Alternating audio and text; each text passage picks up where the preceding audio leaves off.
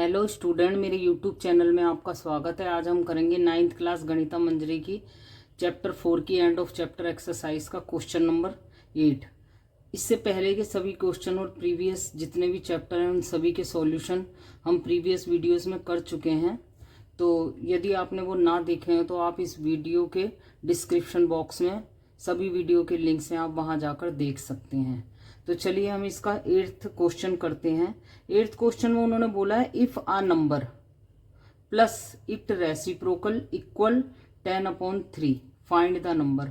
कोई एक नंबर है जिसका रेसिप्रोकल को उसमें प्लस कर दिया जाए तो वो 10/3 के इक्वल हो जाएगा। तो बहुत इजी है ये क्वेश्चन। तो हम इसमें सबसे पहले ऐसे क्वेश्चन में जिसे हमें फाइंड करना होता है उसी को एक्स एज्यूम कर लेते हैं। तो हम यहाँ पर सॉल्यूशन करते हैं इसका 8 का। लेट द नंबर, हम इसमें नंबर को क्या मान लेंगे, हम इसको नंबर को मान लेते हैं इक्वल टू एक्स। हो गया। उसके बाद हम लिखेंगे रेसिप्रोकल। रेसिप्रोकल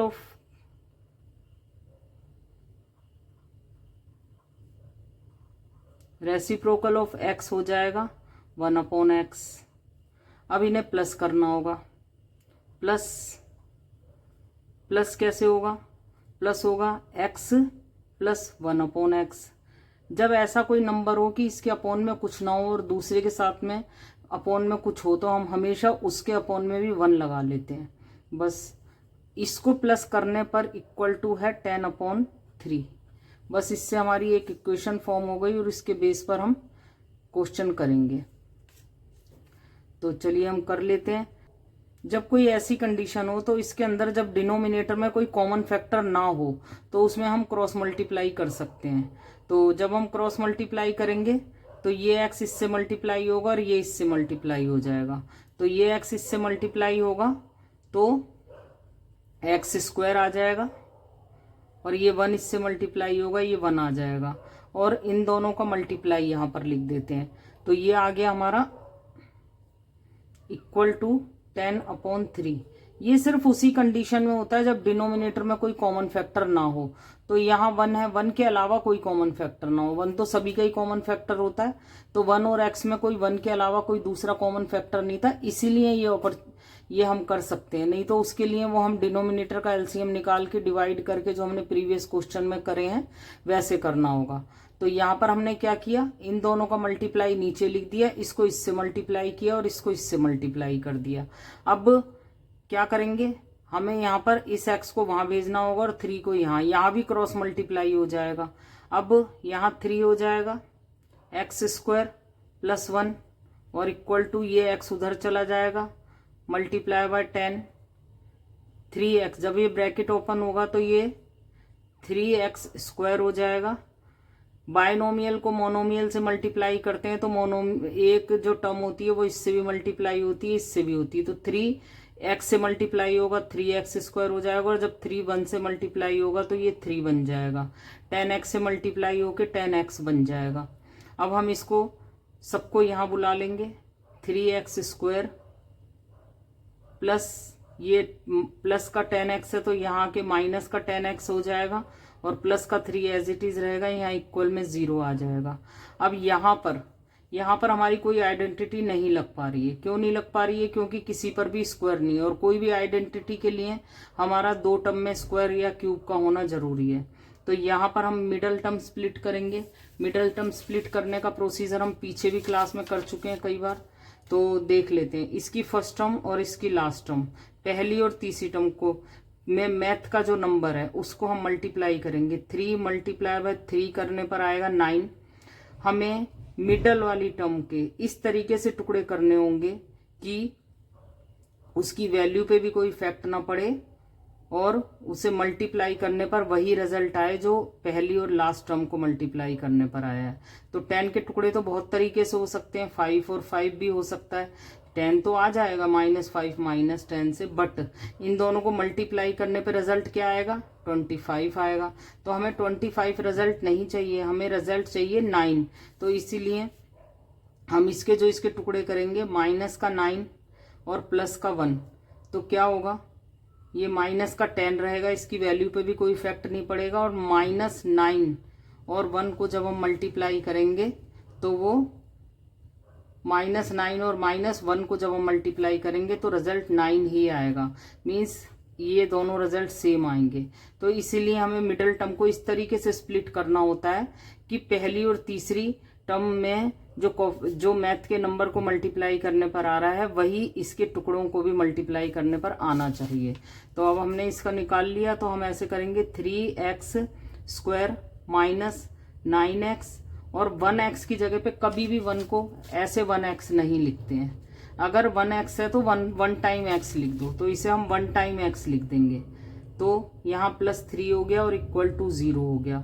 अब देखिए यहाँ पर -9x माइनस 1x का मतलब है -10x। अब जब 3 टर्म को हमने 4 टर्म में कन्वर्ट कर लिया, तो अब आगे वाली 2 टर्म में से हम कुछ कॉमन लेंगे और लास्ट वाली 2 टर्म में से कुछ कॉमन लेंगे। तो हम इसमें से हम कॉमन लेंगे तो क्या आ जाएगा, यहाँ पर हमें 3 कॉमन दिख रहा है, यहाँ पर हमें x भी कॉमन दिख रहा है।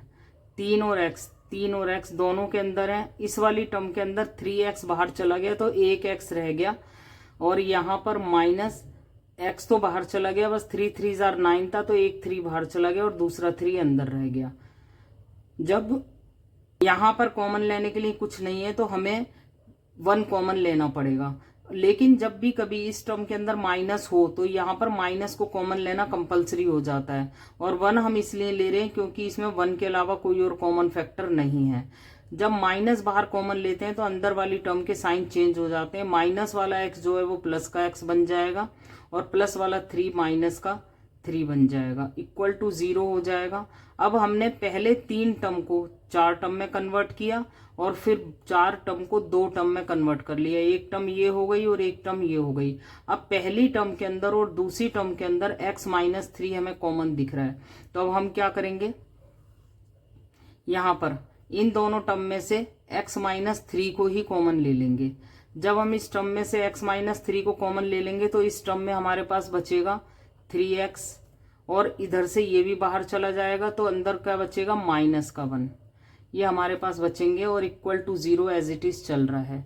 अब x-3 इक्वल टू 0 और 3x-1 इक्वल टू 0 है, तो हम यहाँ पे इन दोनों से वैल्यू निकालेंगे। x-3 इक्वल टू 0, तो जब हम x इक्वल टू 0 + 3 हो जाएगा -3, x इक्वल टू आ जाएगा 3, और दूसरे वाले फैक्टर से निकालेंगे तो 3x-1 इक्वल टू 0 रखेंगे। 3x इक्वल टू -1 के प्लेस पर वहां जाने पर वो प्लस में कन्वर्ट हो जाएगा, x इक्वल टू 1/3। अब x की यहाँ पर 2 वैल्यू आई है, और x हमने किसे एज्यूम किया था, x हमने उस नंबर को एज्यूम किया था। तो वो नंबर क्या हो सकता है, ये जो नंबर है, द रिक्वायर्ड नंबर हम लिख सकते हैं। द रिक्वायर्ड नंबर इज, या तो वो x हो सकता है और 1/3 भी हो या तो वो 3 हो सकता है या फिर 1/3 हो सकता है।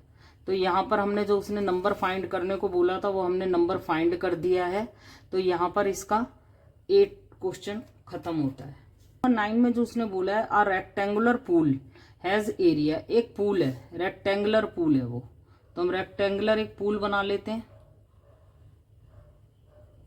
इस पूल का जो एरिया है, एरिया क्या होता है, ये बीच वाला, जो ये बीच का एरिया होता है, तो एरिया हमारा क्या है इसके अंदर, 2x² + 7x + 3, ये हमारा एरिया है। उसके बाद उन्होंने बोला स्क्वायर हस्ता का मतलब होता है जैसे कि मीटर होता है, ये भी एक तरह से यूनिट ही होती है कोई, तो हस्ता भी एक यूनिट होती है। तो इसको देखकर आपको घबराना नहीं है, बस आपको यूनिट ही समझना है इसे। तो रेक्टेंगल का जो एरिया ये है, इट विद इज 2x + 1 है, और जो इसकी विद है वो 2x + 1 है, 2x + 1 है, ये गिवन है, ठीक है। Length, find the length, unit used measure, जो मतलब हस्ता was the unit of user, मतलब उन्होंने बोला है कि हस्ता को ही यूनिट ऑफ मेजर करना है, ठीक है। तो हम इसमें कर लेते हैं। एरिया ऑफ रेक्टेंगल क्या होता है, एरिया ऑफ रेक्टेंगल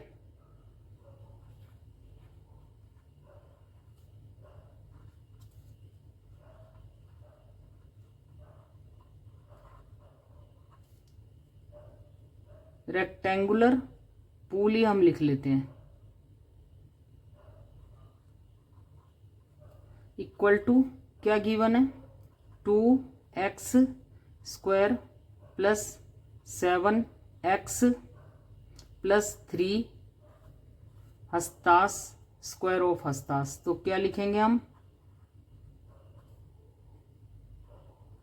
हस्तास का स्क्वायर, ये दिया हुआ है इन्होंने। अब एरिया जो रेक्टेंगल का होता है वो तो लेंथ इंटू ब्रेथ होता है ना, लेंथ इंटू, अब यहाँ पे इन्होंने ब्रेथ को विद बोला है तो हम विद ही लेकर चलेंगे, length multiply by width equal to, ये भी तो यही हो गया, 2x² plus 7x plus 3। It means ये है कि ये जो रिजल्ट आया हुआ है ये लेंथ और विड्थ को मल्टीप्लाई करके आया हुआ है। तो लेंथ तो हमारे पास नहीं है, बट हमें विड्थ तो दे रखी है ना उसने, 2x प्लस 1, और लेंथ उनने फाइंड करने को बोली है। तो देखिए, जब लेंथ फाइंड करने को बोली है तो लेंथ को इस साइड अकेला छोड़ना होगा, बाकी सबको वहां भेजना होगा। तो यहां लेंथ इक्वल टू कैसे निकलेगी, 2x² plus 7x plus 3 upon में 2x प्लस 1, ये हो जाएगा। अब देखिए, इसका तो कुछ हो नहीं सकता, एज इट इज रहेगा। यहां पर भी कोई आइडेंटिटी यूज नहीं हो पाएगी, क्योंकि एक ही टर्म ऐसी है जिसपे स्क्वायर है। अगर कोई आइडेंटिटी होती तो मिनिमम 2 के ऊपर तो स्क्वायर होना चाहिए था। अगर इस पे स्क्वायर है तो इनमें से भी किसी टर्म पे स्क्वायर होता है। जब हमें आइडेंटिटी का सहारा ना मिले तो हमें मिडल टर्म को स्प्लिट करना पड़ता है। तो सेम वही मिडल टर्म अभी जैसे प्रीवियस क्वेश्चन में स्प्लिट की थी वैसे ही करेंगे। इसकी फर्स्ट टर्म और इसकी लास्ट टर्म को लेंगे। देखिए, फर्स्ट टर्म में मैथ का नंबर क्या है, 2, और लास्ट टर्म में मैथ का नंबर है 3। तो 2 3 6 आ जाएगा। हमें 7 के ऐसे टुकड़े करने पड़ेंगे कि उसे प्लस या माइनस करने पर आंसर 7 आए और मल्टीप्लाई करने पर 6 आए। तो ये तो बहुत इजी है, 6 प्लस 1 हो जाएगा, 7 रहेगा, और 6 मल्टीप्लाई बाय 1 जो रहेगा वो भी 6 रहेगा। इन दोनों का रिजल्ट सेम आ जाएगा। तो बहुत आसानी से कर सकते हैं हम इसको। तो चलिए हम इसको कर लेते हैं। यहाँ 2x प्लस यहाँ 6x प्लस 1x की जगह पे सिर्फ x लिखेंगे, प्लस 3 अपॉन में 2x प्लस 1। अब देखिए, इसकी दो टर्म में से हमें कुछ कॉमन लेना होगा। तो इसमें हमें क्या कॉमन दिख रहा है, 2 और 2 कॉमन दिख रहा है और x भी कॉमन दिख रहा है। तो हम यहाँ से 2x कॉमन ले लेंगे। तो पहली दो टर्म में हमें क्या मिलेगा, 2 भी बाहर चला गया और x भी। तो इस वाली टर्म में यहाँ पर 2 बाहर चला गया, एक x बाहर चला गया, एक x अंदर रह गया है, प्लस 2 3 6 होता है। तो 2 बाहर चला गया तो अंदर क्या रह गया हमारे पास, 3 रह गया, और x तो बाहर चला गया। अब यहाँ पर कुछ कॉमन लेने के लिए और ना कॉमन लेने के लिए नहीं है, और ना ही यहाँ पर कोई माइनस का साइन है। तो प्लस का 1 कॉमन ले लेंगे। यहाँ पर प्लस का 1 कॉमन लेंगे तो ये वाली टर्म एज इट इज ही लिख जाएगी, प्लस 3 अपॉन में 2x प्लस 1 हो जाएगा। अब यहाँ पर इन दो टर्म में से x प्लस 3 हमें कॉमन दिख रहा है। तो हम x प्लस 3 को कॉमन ले लेंगे और यहाँ 2x प्लस 1 हो जाएगा, अपॉन में 2x प्लस 1 तो डिनोमिनेटर में पहले से ही था, ये दोनों आपस में कैंसिल आउट हो जाएंगे। तो हमारा जो लेंथ निकलेगी वो क्या आ जाएगी, x प्लस 3। तो लिखेंगे हम length equal to x plus 3 हस्तास लिखना होगा हमें। स्क्वायर नहीं लिखेंगे क्योंकि एरिया के अंदर स्क्वायर लिखा जाता है, और लेंथ और ब्रेथ में हमें नहीं लिखा जाता है। तो 9 क्वेश्चन हमने यहाँ पर खत्म कर लिया है। क्वेश्चन नंबर 10 में इसने बोला है, if both x minus 2 and x minus 1/2 are the factor of the px plus 5x plus r, show that तो अभी हम बाद में देखते हैं, पहले क्या क्या गिवन है हम उसको देख लेते हैं। तो हम पहले गिवन लिख लेते हैं। इसके अंदर गिवन क्या है, इसके अंदर x minus 2 and x minus 1/2 are factor of P X square plus 5x plus R. देखिए आपको ना पहले फैक्टर के बारे में अच्छे से पता करना होगा। फैक्टर क्या होते हैं? फैक्टर ये होता है कि जो भी ये प्रोडक्ट है ना, जो भी ये प्रोडक्ट है वो ये जो है ये दोनों इसके अंदर छिपे हुए हैं, मीन्स इसके अंदर ये कहीं ना कहीं जरूर है। तो यहाँ पर इसी को ही फैक्टर कहते हैं। अब पॉलिनोमियल की लैंग्वेज में अगर देखा जाए तो फैक्टर वो होते हैं जब फैक्टर से हम एक्स की वैल्यू निकालते हैं, मतलब जो भी फैक्टर दिया हुआ है उसके बेस पर जब हम एक्स की वैल्यू निकालते हैं तो वो एक्स की वैल्यू इस पॉलिनोमियल में पुट करने पर वो पॉलिनोमियल 0 बन जाता है।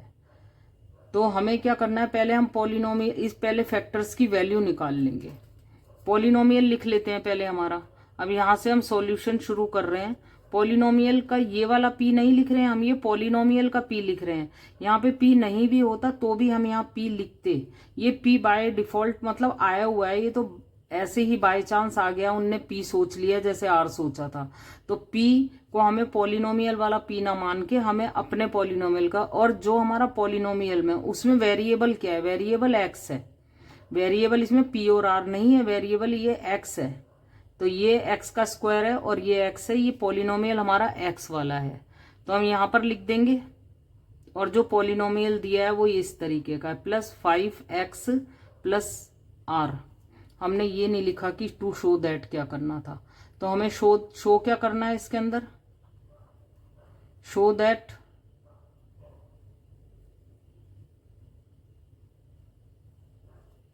p इक्वल टू आर करना है। ये भी हमने लिख लिया यहाँ पर। अब पॉलिनोमियल जो है ये तो हमने लिख लिया। अब फैक्टर्स की बारी आती है। फैक्टर क्या है इसके अंदर, फैक्टर है x माइनस 2। अगर ये फैक्टर हैं तो इसके से x की वैल्यू निकाली जाएगी। अब x की वैल्यू कैसे निकलेगी, x माइनस 2 इक्वल टू 0 रखा जाएगा, और x की वैल्यू निकालेंगे तो 0 माइनस का 2 उधर चला जाएगा तो ये प्लस का 2 बन जाएगा, और x इक्वल टू आ जाएगा 2। ये हो गया। अब हम दूसरे फैक्टर को लेंगे। दूसरा फैक्टर क्या है, वो है x माइनस 1/2। तो इसमें भी सेम कंडीशन होगी, x माइनस 1/2 इक्वल टू 0 करेंगे, और x इक्वल टू 0 प्लस 1/2 होगा, और x इक्वल टू आ जाएगा 1/2। हमारे पास x की 2 वैल्यू आ गई। अब देखिए जो ये x की 2 वैल्यू हैं, ये वो 2 वैल्यूज हैं जो इस पॉलिनोमियल में पुट करने पर इस पॉलिनोमियल को पूरा का पूरा 0 बना देंगी। मतलब इस पॉलिनोमियल की वैल्यू 0 बन जाएगी जब हम x के प्लेस पर इन 2 वैल्यूज को रख देंगे। तो अब हम यहाँ पर क्या करेंगे, इसके अंदर यहाँ पहले पॉलिनोमियल में हम रख लेते हैं यहाँ पर p, x के प्लेस पर हम क्या रखेंगे, x के प्लेस पर हम रखेंगे 2 रखेंगे। तो जहां जहां x है वहां वहां हम 2 पुट कर देंगे। p 2 का स्क्वायर प्लस 5 2 प्लस r। अब देखिए जब p 2 हो जाएगा, बट p की वैल्यू इस पॉलिनोमियल में रखने पर ये तो 0 बन जाएगी ना, तो इट मीन्स ये है कि p2 इक्वल टू 0 हो जाएगा। ठीक है, जब p2 ये है और p2 0 भी है तो इट मीन्स ये दोनों आपस में इक्वल है। जब ये भी p2 के इक्वल है और ये भी p2 के इक्वल है तो ये दोनों भी तो आपस में इक्वल है। तो पॉलिनोमियल क्या हो जाएगा, ये p2 को हम यहाँ से हटा देंगे क्योंकि 2 की वैल्यू तो हमने यहाँ पुट कर दी। तो यहाँ पर इसको मल्टीप्लाई करेंगे तो ये 2 2s are 4 आ जाएगा। और कभी भी इंग्लिश का नंबर हो और मैथ का नंबर हो तो हमेशा मैथ के नंबर को आगे लिखा जाता है। तो 4p बन जाएगा ये, प्लस 10 और प्लस r बन जाएगा। और क्योंकि ये p2 की वैल्यू थी और p2 की वैल्यू तो 0 है तो हमने यहाँ पर इसको 0 लिख दिया। ये हमारी फर्स्ट इक्वेशन बन जाएगी। अब इसके बाद हम इसी दूसरी इक्वेशन भी बनाएंगे। दूसरी इक्वेशन कैसे बनेगी, p x के प्लेस पे 1/2 रखा जाएगा। क्यों रखा जाएगा, ये वाला 1/2 निकला है तो वही p और x के प्लेस पे 1/2 का होल स्क्वायर हो जाएगा, प्लस 5 x के प्लेस पे 1/2 प्लस r हो जाएगा बट P 1/2 इक्वल टू 0 है, तो ये भी P 1/2 इक्वल टू है और ये भी P 1/2 है, तो ये दोनों एक दूसरे के इक्वल हैं। तो यहाँ हम सॉल्व भी कर लेंगे और 0 के इक्वल भी रख देंगे। तो P तो एज इट इज रहेगा, वही मैथ की डिजिट हमेशा आगे आती है किसी भी टर्म में। अगर इंग्लिश और मैथ दोनों होते हैं तो मैथ की टर्म आगे आती, मैथ की डिजिट आगे आती है और इंग्लिश की डिजिट पीछे जाती है। तो 1 को 1 से मल्टीप्लाई करेंगे 1 ही आएगा, 1, और 2 को 2 से मल्टीप्लाई करेंगे 4 आ जाएगा। और इस P को हम एज इट इज यहाँ लिख देंगे। इस वाली टर्म का काम हो गया। अब इसके बाद प्लस करेंगे, 5 को 1 से मल्टीप्लाई करेंगे 5/2 आ जाएगा और R एज इट इज रहेगा। और ये तो 0 के इक्वल है, इसको 0 के इक्वल रख देंगे। अब यहाँ पर जो है इसके अपॉन में कुछ नहीं है, इसके अपॉन में हम 1 मान लेंगे। आपको पता होगा ये जो फ्रैक्शन वाले नंबर होते हैं इनको प्लस करने के लिए हमें नीचे एलसीएम लेना होता है। तो जब हम इसका एलसीएम निकालेंगे तो ये 4 आ जाएगा, 4 एलसीएम आ गया। अब डिनोमिनेटर वाले पहली टर्म को देखेंगे कि इस 4 के टेबल में 4 कब आता है, 4 के टेबल में 4 कब आता है, 1 पर आता है। 1 को ऊपर वाले न्यूमरेटर से मल्टीप्लाई करेंगे तो ऊपर तो 1 मल्टीप्लाई बाय 1 है, तो 1 से मल्टीप्लाई करने पर क्या आएगा, P ही रहेगा। यहाँ पे ऊपर 1 मल्टीप्लाई बाय P है, तो हम यहाँ पर सीधा P ही लिख सकते हैं, क्योंकि 4 के टेबल में 4 1 पर आता है और 1 को न्यूमरेटर से मल्टीप्लाई करने पर न्यूमरेटर पर P है। अब 2 के टेबल में 4 कब आता है, 2 पर आता है। 2 को न्यूमरेटर से मल्टीप्लाई करने पर क्या आ जाएगा, यहाँ पर 10 आ जाएगा।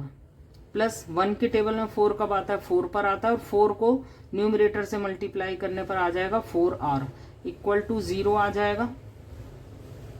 यहाँ P plus 10 plus 4R equal to 0 multiply by 4, ये 4 वहां जाकर 0 बन जाएगा। तो यहाँ अब हमारी जो दूसरी इक्वेशन बनेगी P plus 10 plus 4R equal to 0 हो जाएगी। ये दूसरी इक्वेशन हो गई हमारी। पहली इक्वेशन हमने ये निकाली थी और दूसरी इक्वेशन हमारी ये हो गई। अब आप ध्यान से देखिए कि ये वाली, इसका left hand side equal to 0 है और इसका लेफ्ट हैंड साइड भी इक्वल टू 0 है। जब ये दोनों इक्वेशन 0 के इक्वल हैं तो फिर ये दोनों भी एक दूसरे के इक्वल हैं। जब ये भी 0 के इक्वल है, ये भी 0 के इक्वल है, तो ये तीनों ही आपस में इक्वल हो गए ना। ये भी 0 इसके भी इक्वल है, 0 इसके भी इक्वल है। तो हम अब 0 को हटा भी दें तो ये दोनों आपस में इक्वल रहेंगी। तो हम यहाँ लिख देंगे फ्रॉम 1 एंड 2। 1 और 2 से हमें क्या देखा कि 4P plus 10 plus R equal to है P प्लस 10 प्लस 4R। अब देखिए यहाँ पे 4P है, 4P और P को इधर बुला लेते हैं, 4P माइनस P हो जाएगा और प्लस का 10, इस 10 को यहाँ बुला लेते हैं, माइनस का 10 हो जाएगा। R को वहां भेज देते हैं, 4R तो वहां रह गया, P और 10 तो यहाँ आ गया, यहाँ पर 4R रह गया। अब इस R को वहां भेजेंगे तो माइनस का R रह जाएगा। 4P में से एक P जाएगा, 3P बचेगा। प्लस का 10 और माइनस का 10 आपस में कैंसिल आउट हो जाएगा। 4R में से एक R जाएगा तो 3R बचेगा। अब इस 3 को इधर भेज देंगे या इसको इधर भेज देंगे। P equal to 3R upon में 3 से 3 कैंसिल आउट हो जाएगा और ये आ जाएगा P इक्वल टू R। तो उसने हमें यही तो प्रूफ करने को बोला था, यही तो बोला था P इक्वल टू R करना है, तो हमने P इक्वल टू R कर दिया है। हैंस प्रूव्ड लिख सकते हैं हम यहाँ पर।